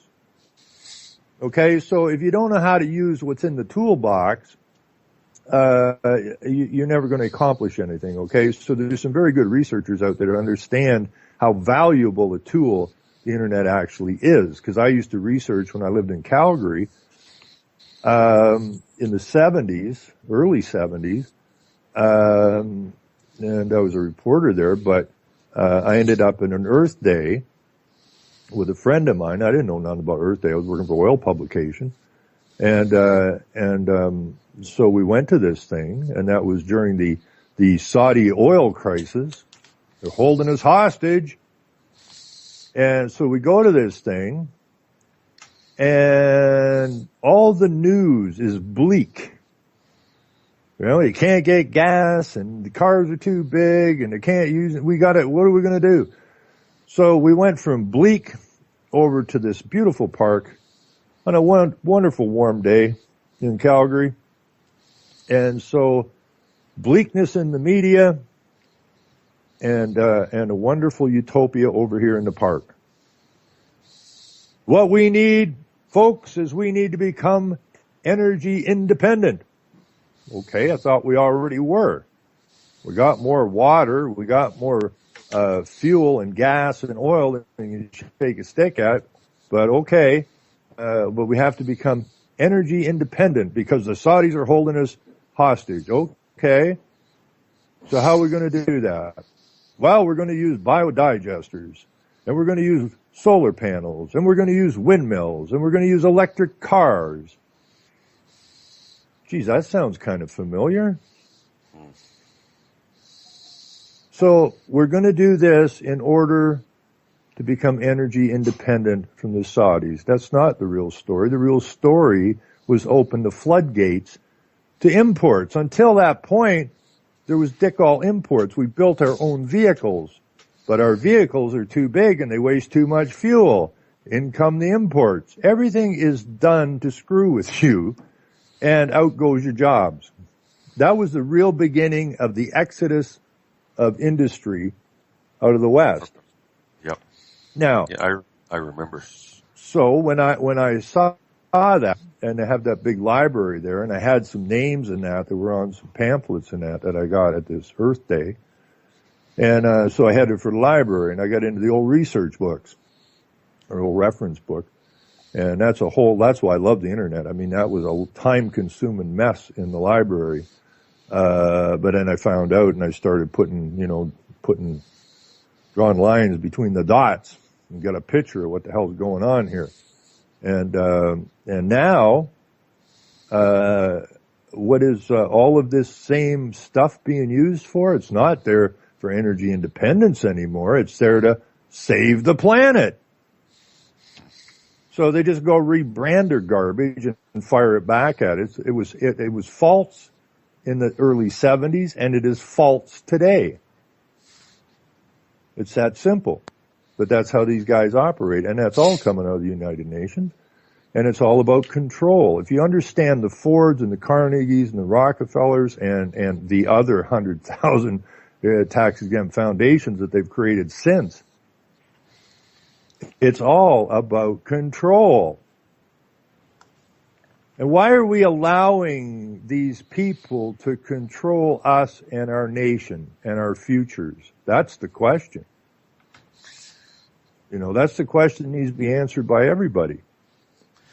Like I think as most people aren't aware, Ron.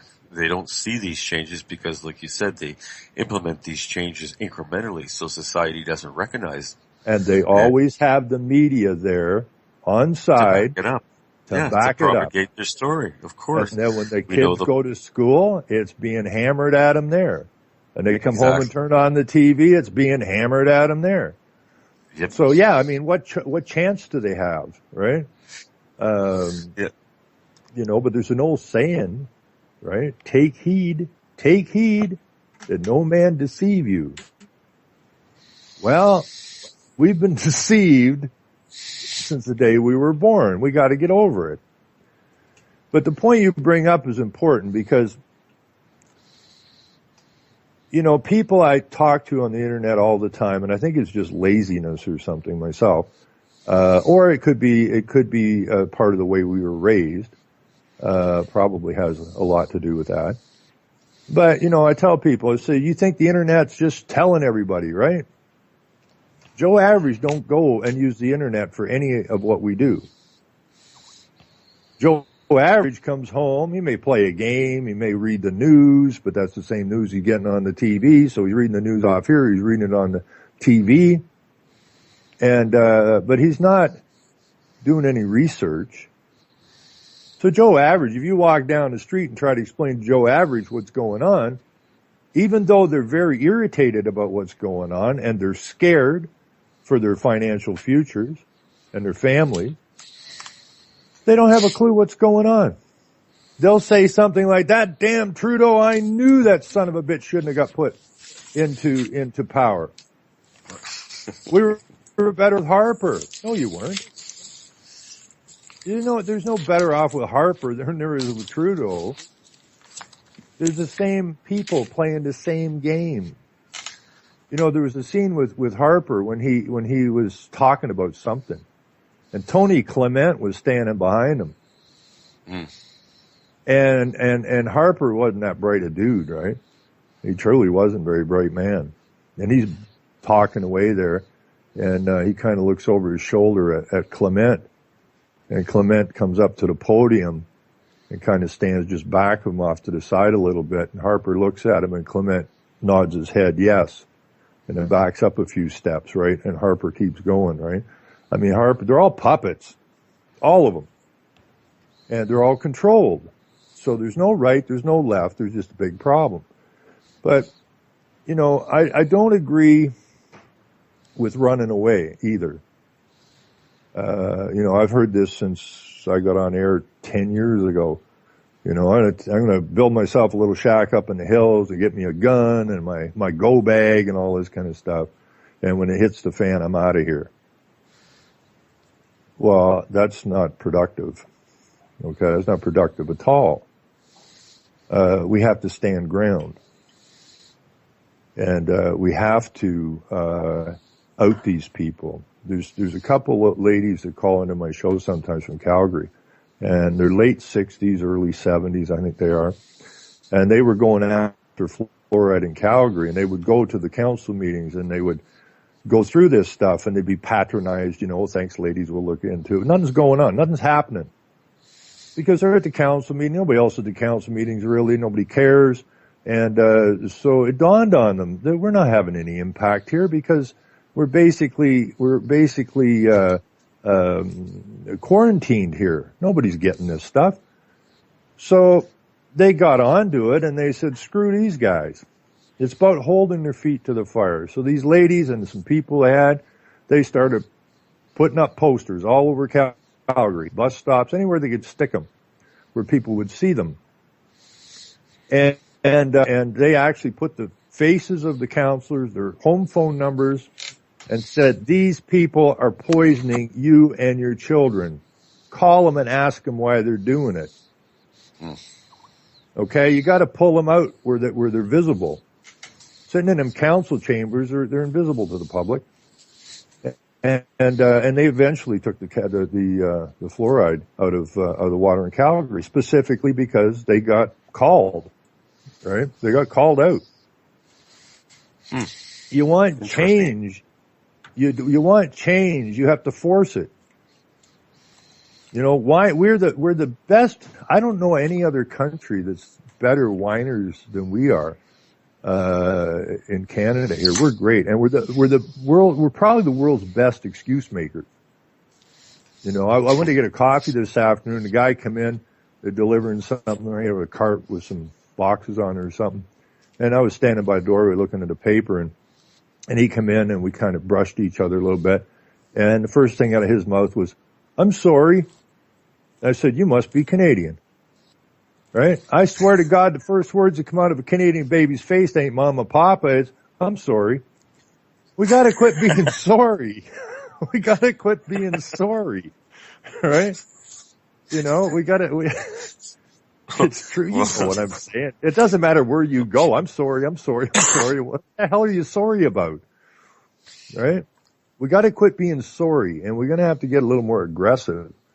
And I don't mean in a physical way. Because again, this is a spiritual psychological war. And it's not over there now. It's here. It's here. And it's just going to continue to get worse until we decide we're going to do something about it. And I do believe we will. I heard you saying, Barry, about, going out and picking shrooms or whatever.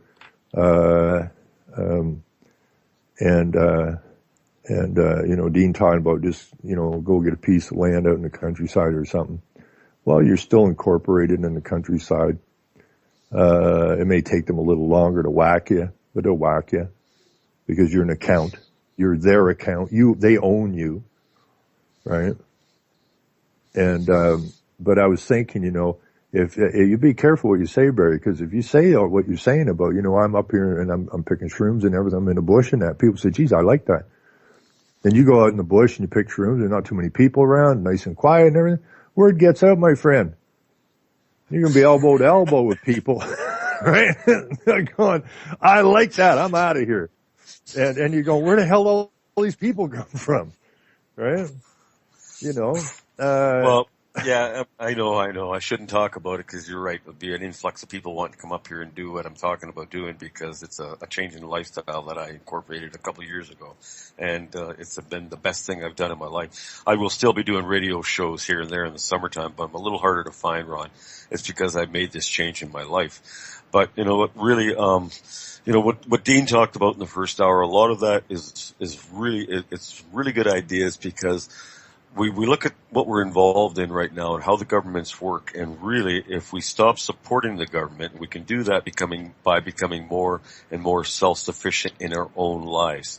And that might sound like a small thing, but you know what? It's a monumental thing because the more people become self-sufficient, the more people that become responsible for growing their own food, for taking care of their health and not depending on the government and getting away from the system as much as they can, that has an amazing effect on the system.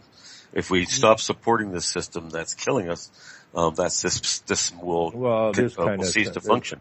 This kind of sounds like when I was a kid in the late 60s, early 70s. It sounds like the same kind of communal, off-grid, thing, and that, by the way, came straight out of the United Nations.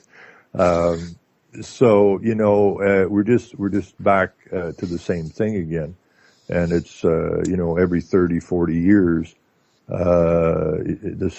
roll the same thing basically. So is it a solution? It's a solution in the sense that people recognize that they have a responsibility to themselves and their own health.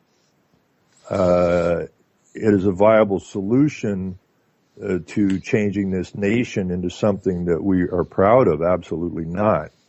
If people just go and say, okay, that's it, I'm going to go get off. And most people, I mean, the vast, vast majority, what you're doing, Barry, is not something very many people can do. One, they're too afraid to do it. Two, they don't have the resources to do it, and so on and so forth. So, the number of people that is a viable option for is extraordinarily tiny. In the meantime, we're being run over. And if we're not putting up a defense, then all of that really doesn't matter. If they get their Sharia law in place, and you're living off grid and so on and so forth, and they come to you and they say, well, what are you? Even it doesn't matter if you're a Christian or an atheist. If you ain't following Islam, you're dirt city. Yeah. Mm-hmm. So I would love to live. I have a friend that lives off grid.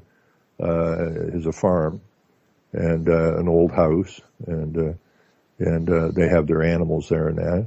It's a very difficult way to live, but they're doing it. It's an awful pile of work. People look at things and say, "Oh, this is wonderful. You got a cow and a pig and some birds and whatnot, and you got your dryers for your food and that." And but it's a lot of work, man.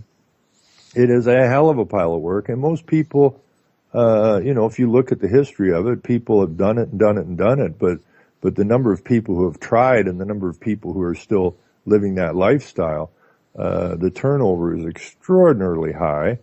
It's whatever works, but there's no reason we don't have everything we have. We need electricity, we need sewer systems, we need clean water systems, and the problem is, and we need good food. I got a kick out of it when Dean talked about going around the outside of the grocery store. We've never really, me and my wife have never really dealt with the other part of the grocery store, ever.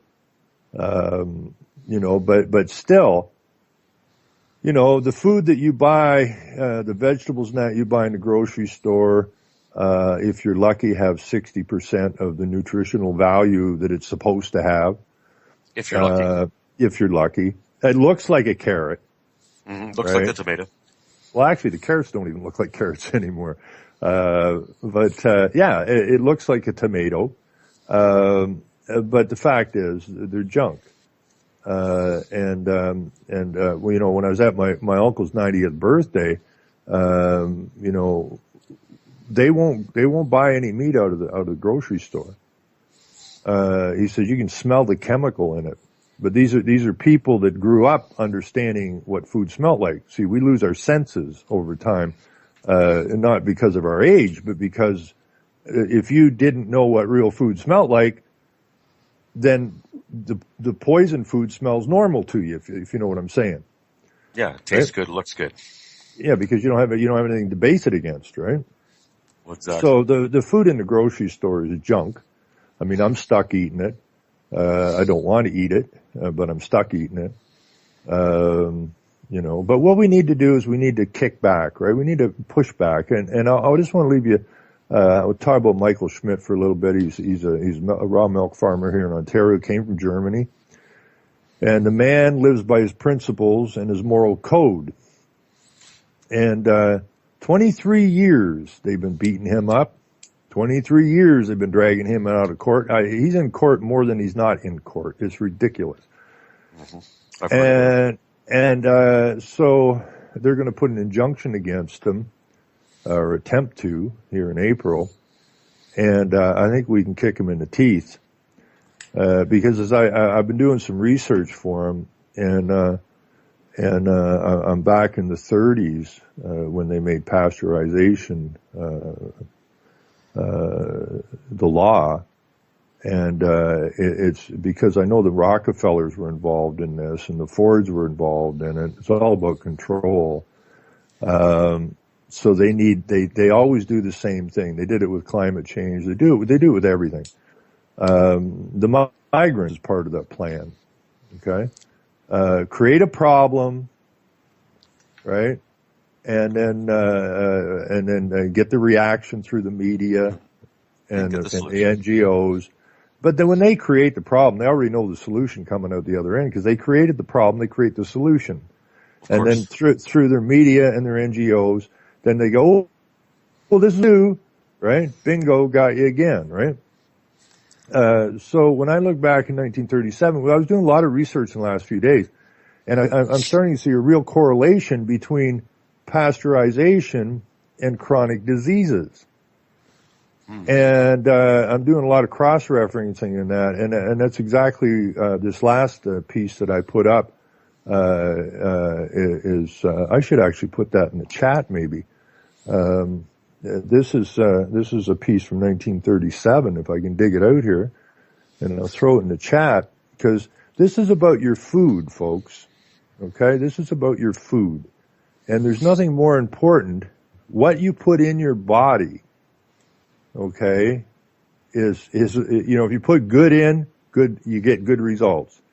You put bad in, you're going to get bad results. It's just common freaking sense. Now, the need for pasteurization was not because raw milk is dangerous, okay, nor is CO2 dangerous, okay, but they turn it into a problem. Okay, and people, CO2, we got to cut our CO2 emissions. No, we don't. That's part of your depopulation program because you exhale CO2. So who's the enemy? Therefore, man is the enemy. That would be you. Why? You exhale CO2. CO2 is bad for the planet. See ya. Why do they poison your food? Why do they send your young people to war? Okay, it's all connected. Now, here they are. You read this piece, folks, and I hope it helps you understand the nonsense that's going on here. This is actually pretty good. It's only a one-pager. It's a book. I haven't read the book. It's just a one-page. And when you do enough research on this pasteurization thing, all of a sudden it starts to look pretty damn nefarious. And so I think we're going to be able to bust a court whenever we get back there. But, what are we going to do? Nobody likes government, and I keep telling people, there's an old saying, you will affect politics or politics will affect you. I hate politics. I hate it with a passion. I would like to rub it off the planet. Because politics is bad for us because politics is their control deal on us. It's not that government's bad. Politics is bad. They put a two-party system together to divide and conquer the people. You split the people and you divide and conquer them. The people are looking, they hate each other. Okay? You're a Democrat. You're an idiot. Yeah, well, you redneck piece of garbage, right? You have this friction. It divides the people. The people can't see anything. We most definitely need government, but the last thing we need is parties. Parties have to be removed.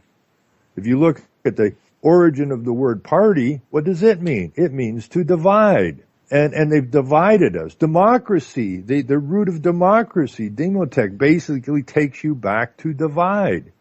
So we're divided.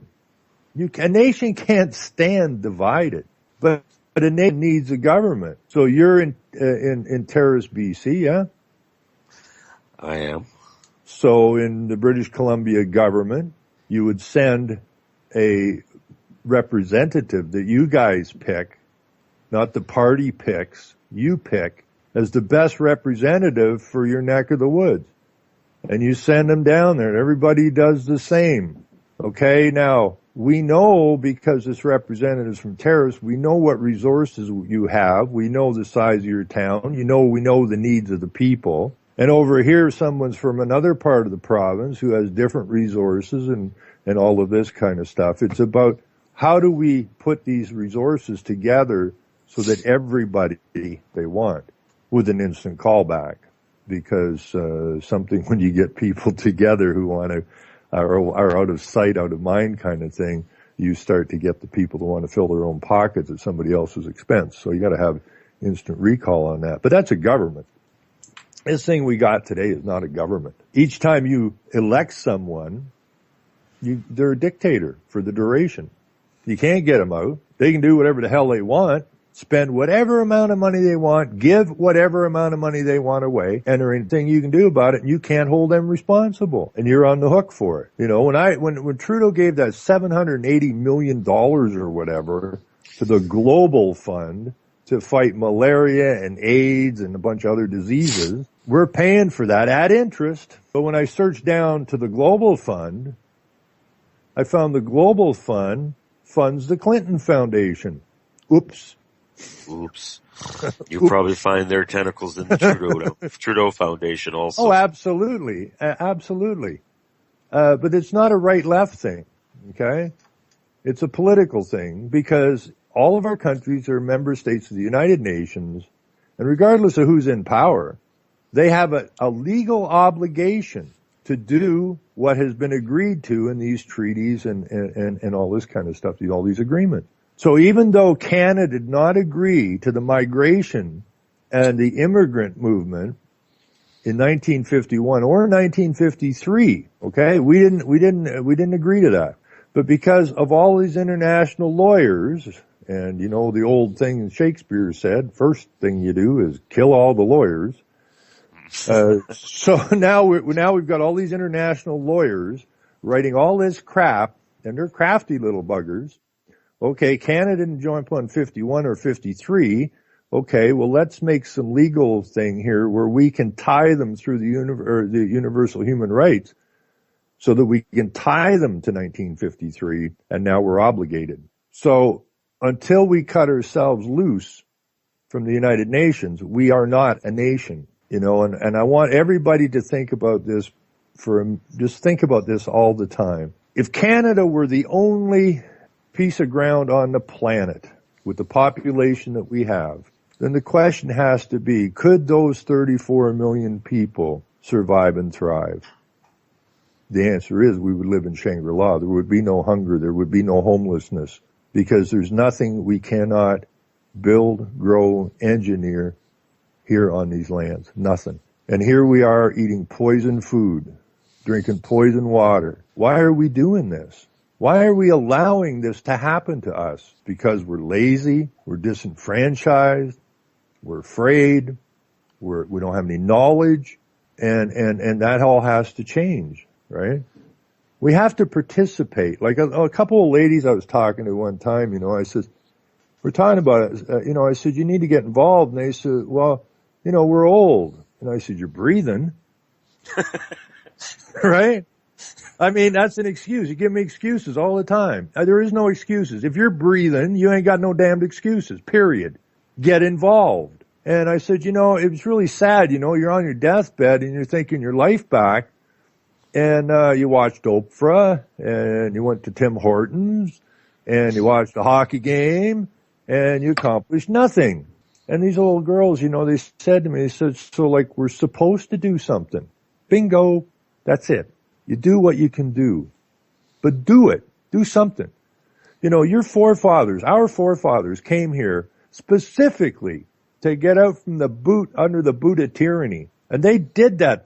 If people would just think of what these people sacrificed in their desire for peace and freedom to come here and try to build a lawful, not legal, but a lawful life. And then along come the lawyers and mess that up. But they And where do we sacrificed. find ourselves today?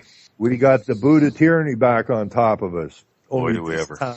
this time there's nowhere else to go. There is no new land to go to start again. So we're here and we best deal with what is in front of us. And because this is a spiritual psychological war, this is the Third World War. We lost the two. We lost those first two wars because they got the League of Nations, then they got Israel and the United Nations. We lost those two wars. And these amoral dudes that set this up, okay, killed hundreds of millions of people to get what they wanted. And this is the Third World War. And this one we need to win. Because we win this, then we get freedom and peace. We once again, we lose our accounts, we stop being a legal entity, and we go back to being men and women as our Creator intended us, and we go back to law that was given to us. And we get rid of the legal system, and we stop being animals. You know, if I say, who's a human in the room? Everybody will stick their hand up. Two words you won't find in the King James Bible are legal and human. Why? Both are color of, similar to, like, but not man or law. You've been deceived. You've been turned into a freaking animal. What is a human? Something that evolved from a great ape. Well, if you want to be something evolved from a great ape, fill your boots, because that puts you in the realm of animal. I'm a man, not an animal. So we just got to get back to being men and women in law, not legal, and that's the first big step. Because if we're men and we're in law, well, then they're screwed. Okay, Well then we get control again. I apologize for rambling. No, hey, Ron, you know what? I enjoy listening to you talk, buddy. Every time I have you on, I really enjoy listening to how you articulate thought and speech and what you're seeing going on in the world today. I mean, I see the exact same thing going on. Tonight, I think we shared a few ideas with people. I'm always looking for solutions to problems. We have tremendous problems facing us right now, and we always try and touch on solutions. And I think the biggest solution right now is for us to all become actively involved in any capacity that you can to fight against what they. And you know, even though that might have sounded the idea of becoming more self-sufficient, well, it all is part of a big parcel. It really, to me, it's whatever we can do in our lives. If you live in the country, you can become more self-sufficient. If you're living in a city, you can do other things to get away from the system to stop supporting it. I think that's what everybody needs to think about. Just to hit on that for a second, self-sufficiency, right? Our nation has to become self-sufficient. That means just like the guys that are going off grid net, the nation has to grow its own food, real food. Okay? The nation has to supply its own housing and its own transportation needs. That is a sustainable, I hate the word, but that is a sustainable nation. That's a healthy nation. We have to build a nation here in Canada and basically be the light for the other nations is what we need to do. You don't have to eat poison food. You don't have to drink poison water. Okay? We can turn the land back and we can all be healthy, and have all the wealth we need and be wise about it and be in law and be man again. And that's where the freedom and the peace comes from.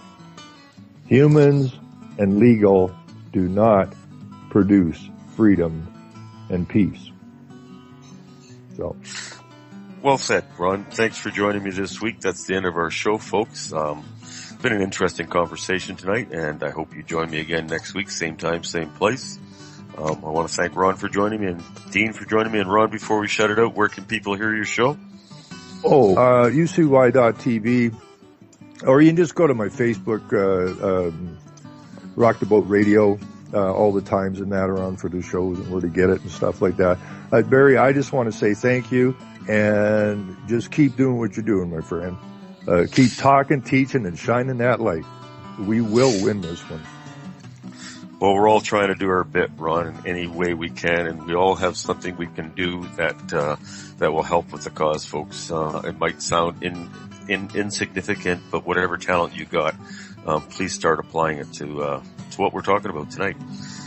That being said, I'm going to say good evening and thanks for joining me. And I'll be back next week, same time, same place. God bless you all and have a great week. Thanks again. Send the shrooms this way, would you please? Bye. I will. All right. Take care, Barry. Thanks for having me in. Okay, Ron, good night.